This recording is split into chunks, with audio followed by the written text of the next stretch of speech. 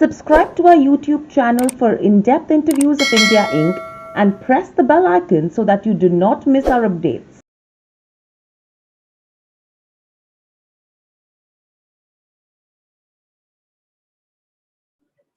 Hello and welcome to Nirmal, ladies and gentlemen. I'm Hiral Dadia. We have with us Rajendra Gandhi, promoter and managing director at Kraft, joining in. Welcome to the show, Rajendra, and always a pleasure to speak to you. Rajendra, let's start with what's happened during the year.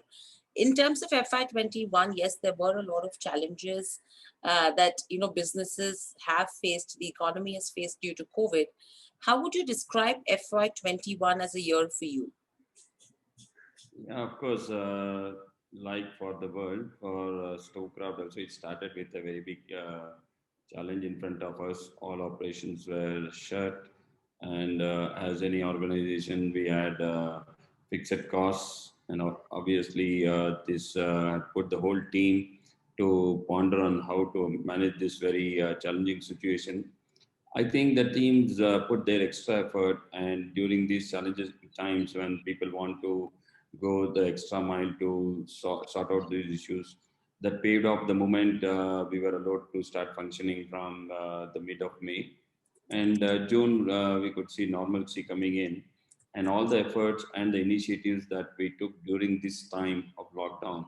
All the people at home were working on various projects, various teams. This all started giving results, and I can say so we could the opportunity that was ahead of us, more particularly because in the business of we are in the business of cooking and at home, and both these the requirements actually there was a good traction for the I mean there was a good demand for these products, and once all these channels, the e-commerce, the modern retail, the general trade started opening up, all this started contributing, and then we had a reasonably good 3 quarters of FY21. Right. So, Rajendra, with all of this, how has the lockdown impacted your business? Because, again, on the consumer side, we did see a lot of growth that did come in because people were working from home and a lot of requirements that did erupt. So, again, did you see any unusual trend? Post the opening up, we could start the operations, but during the lockdown, the factories were also shut. Unlike this time, we have a partial operations of the company, but in the last lockdown, the factories were completely shut. Hmm. We were allowed to do very little of that exports, and even that, but the supply chain was completely disrupted. The small scale industries were not functioning. So I think I can say that the last lockdown there was actually no activity, no economic activity, but I can say a lot of working that happened was on the thinking activity and the various strategies that the various teams were put together to work for the future. But to exactly discuss only during the lockdown period, there was nothing, there was no economic contribution to the company. Okay. And overall, if you see, by when do you expect business to come back to pre-COVID levels? I think we last year we were back to pre-COVID levels or better. Hmm. I only was all this was in the context of the period during lockdown. The Hmm. first quarter, I can say, June was limping back to normalcy, but from July actually we could see very good traction. COVID turned out to be an advantage for the kind of business that we are in. More and more people started dining at home. I can say cooking at home. All this led to consumption, a higher consumption of the category of business that we are in. Hmm. So business is normal, and actually is growing at a very good, healthy pace. But for the first quarter of last year, currently also, though we are discussing only the last year, currently also we are witnessing this lockdown, and most of the markets, the general trade markets are shut. But because we are able to function and we are catering to both the exports and the e-commerce platforms, for the month of May, post 10th, we are locked down, but we are working at 50%. And so uh, we are able to see revenues that can sustain us even for the current period of this lockdown.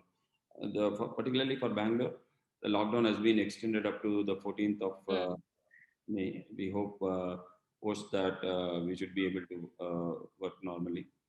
The category itself has a very strong is seeing a strong traction.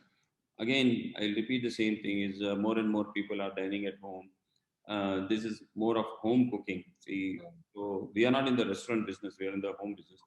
The traction of all these products that we work, I mean, we our business is revolves around is seeing very good traction. Right. So overall, with regards to capacity, as you mentioned, Bangalore is 50%. What about the Badi facility? Is that functioning 100%? Yeah, the Baddi facility is functioning fully. Yeah, the Bangalore factory is functioning with 50% people, but we are able to churn out a little more. See, during challenging times, I can also say people come out with their best. They come out with some Mm. innovative way of working. Probably the best comes out of them during these times. We are actually able to see better productivity during these times. It cannot be explained, but the fact is we are able to measure this. Okay. So overall, if you have to take on a blended basis, what's the capacity utilization that we are seeing? The factories that we are working, that we are running almost at 90%. You see, the efficiency levels are not that the company is working at 100% efficiency.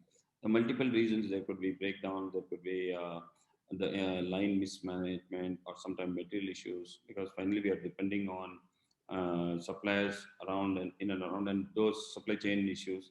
But at the capacities that normally I mean, industry can work, I think we are at that full capacity for those lines that we are working at, because we are currently allowed to bring in only 50% people. Okay. And overall, if you see with regards to where capacity expansion goes, is anything on the cards right now? We are already working right from the previous lockdown. I said many of those initiatives that the various teams did. One of them was to indigenize many of those products that we were importing, and also the input that we are importing for our various products. So one by one, these lines we had set up during the last, I can say, last 1 year, and all these are functioning fully. So this also led to a lot of our revenues moving from what used to be traded to manufactured.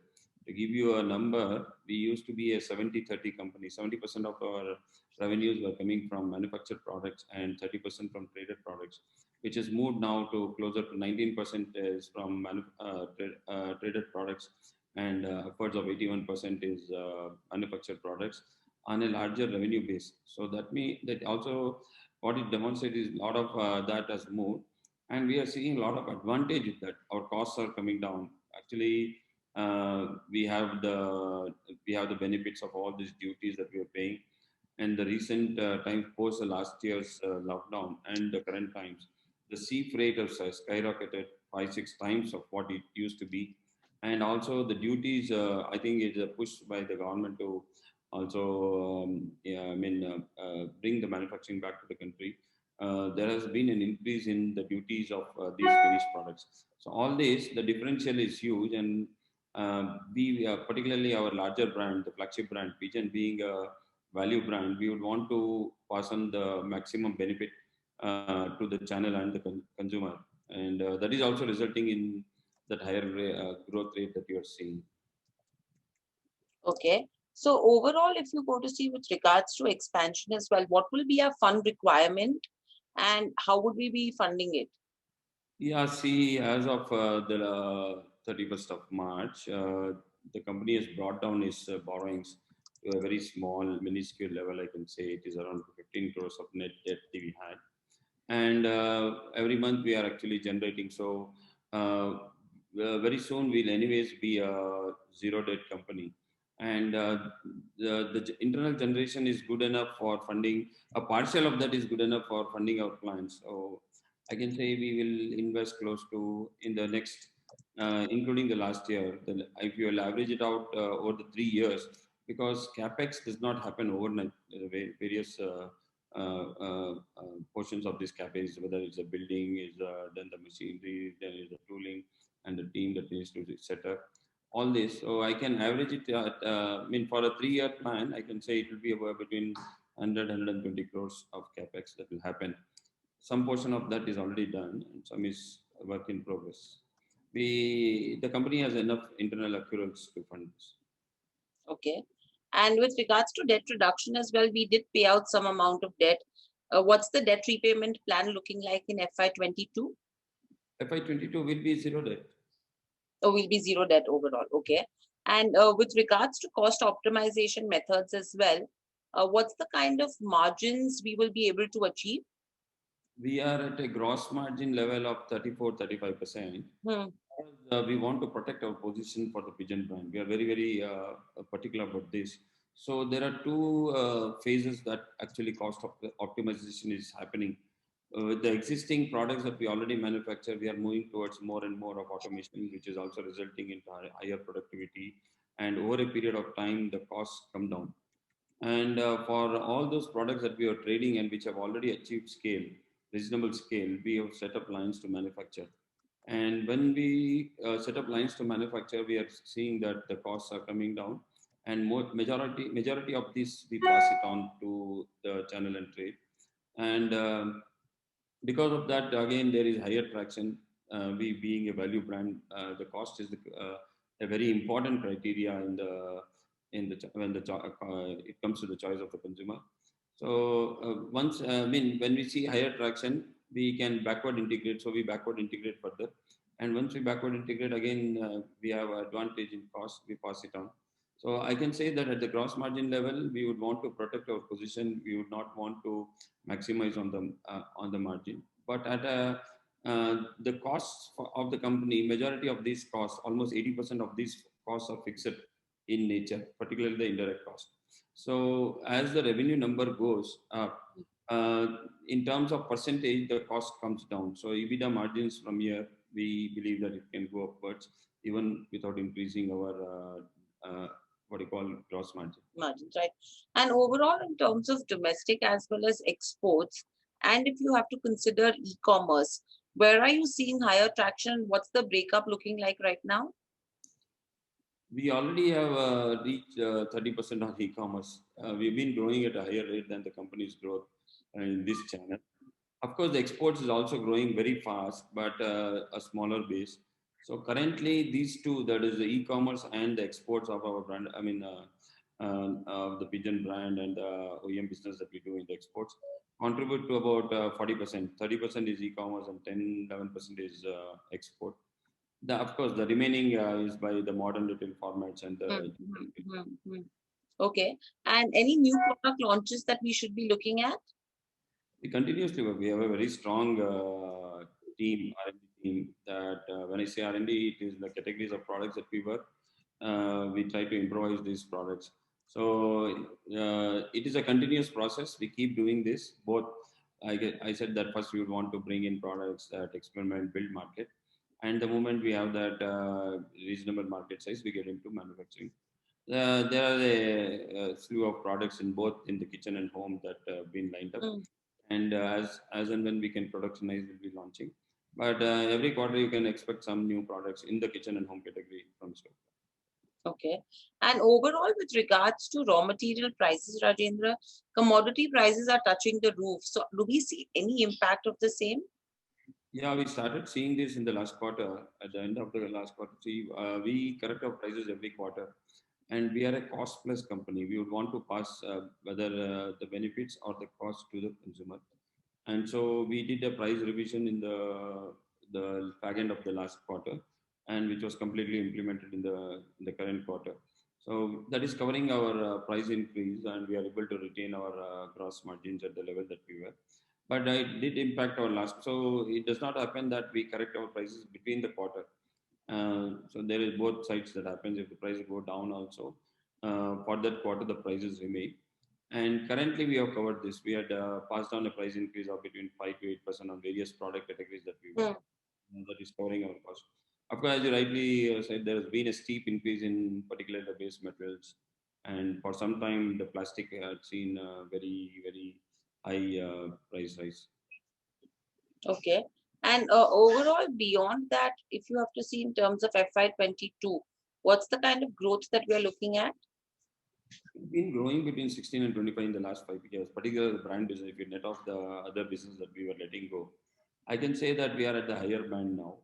So we believe that we'll be there in that higher band for some more time, some few more quarters, because the category itself is seeing very good demand.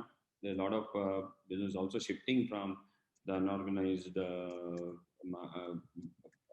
players, and we are a brand of choice when it comes to when a consumer is upgrading from unorganized to a brand. We are a brand of choice, and the larger segment of the Indian consumer appreciates value, and so we are addressing a very large segment of the customer through our Pigeon brand. So all these, I can say that we are growing at a much higher rate than the industry, and we'll continue to grow at a higher rate than. And any next milestone that we are looking to cross in terms of top line, if you have to look at the next 3 years? Yeah, so if we grow at 25%, you can put a number to yourself. Right. All right, Rajendra. Thank you so much for talking to us. Great insights, and thank you for the candid conversation as well. I hope you enjoyed the conversation. Thank you. Stay safe and speak to you soon again. Thank you. Thank you.